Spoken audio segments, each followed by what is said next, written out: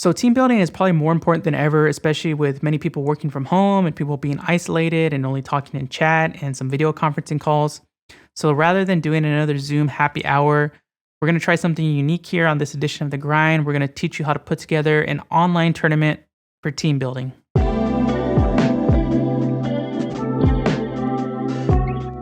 All right, so first we got to go over some tournament terminology and formats, and picking the right format is really important because the wrong format can go too long or not very fun at all.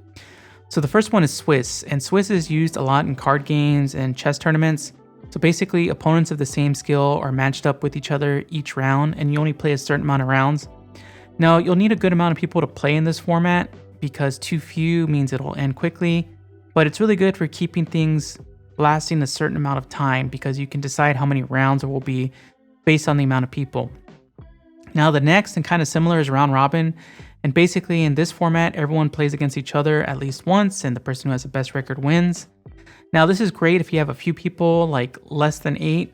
Once it goes beyond 8, it has a lot of rounds and it can take quite a long time.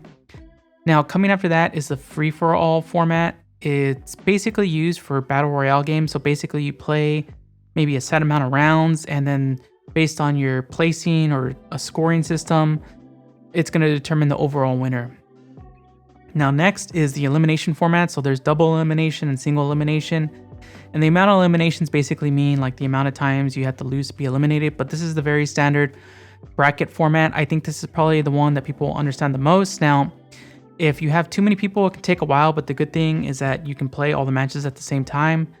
And I think this is a really good starter or beginner one because it works with pretty much almost any amount of people to get it done in a reasonable amount of time. So once you've decided what format you're going to use, the actual tournament platform and tools we're going to use are known as Challenge and Discord. Challenge is going to run the bracket and Discord is going to be your communication system. So setting up Challenge is pretty straightforward. All you need to do is enter the tournament format and the time, the date, the tournament name. And you want to enter in some extra fields like the rule set. You want to have a really good rule set, especially if people are new to tournaments and need to know how to report scores and whatnot.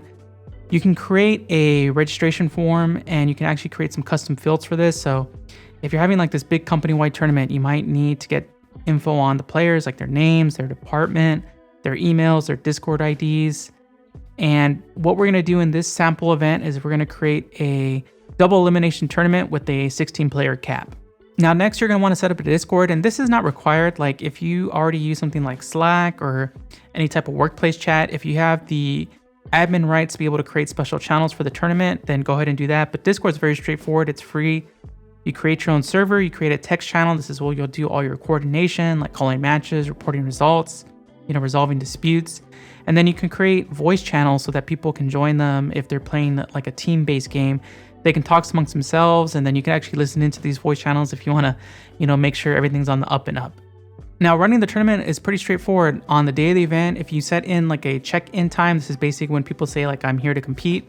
They can actually do this through the tournament platform, or they can do it in Discord. They can, just send a message that, hey, they're here. Once that's done and everyone's checked in, you can start the bracket. Now you can sort and seed the bracket however you like. If you want to avoid certain matchups, maybe you don't want certain departments like playing against each other right away. And then, you just post a link to the bracket in Discord, and you can just have people report their scores. They can send screenshots in Discord and let you know what their matches are. Now, of course, you can actually enable allowing people to report their scores. That's if, everyone's trustworthy and you think no one's going to do anything shifty, but you just sit back, update the scores, process the bracket, and that's about it for running the tournament. Now, one extra thing that you can do for the tournament is you can actually live stream the matches. Like people who are waiting for their matches or maybe have been eliminated, they can, jump in, watch the stream, root for their coworkers and whatnot. It's pretty easy to do. All you need to do is, if you're playing a game that has a lobby or basically a spectator client, you can host the match and you can have the spectator client running.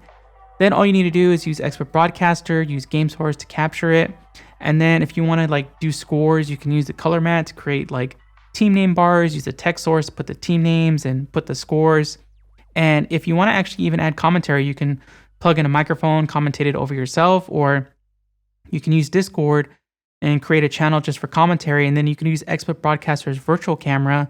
And that way the commentators can watch the gameplay from there, or if the spectator mode allows it, they can watch it from there. And you can join the voice channel and you can pull in their audio, and there you go. You have commentary and you have a pretty nice looking solid broadcast already. So one last important consideration is making sure that you pick the right game, like pick a game that people can enjoy and they can all participate in. So if your coworkers aren't really hardcore gamers, pick a game like, Overwatch or Street Fighter that's really easy and pick up and play.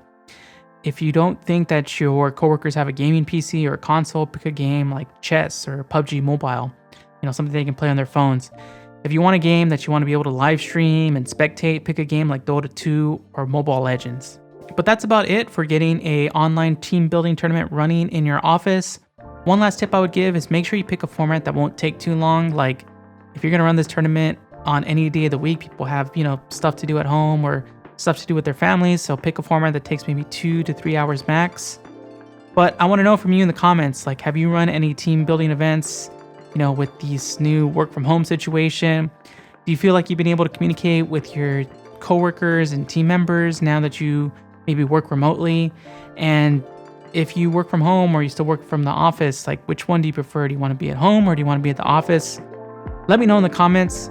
Thanks again for watching. Give a like or share this video if it was helpful, and subscribe for more ways to stay on the grind.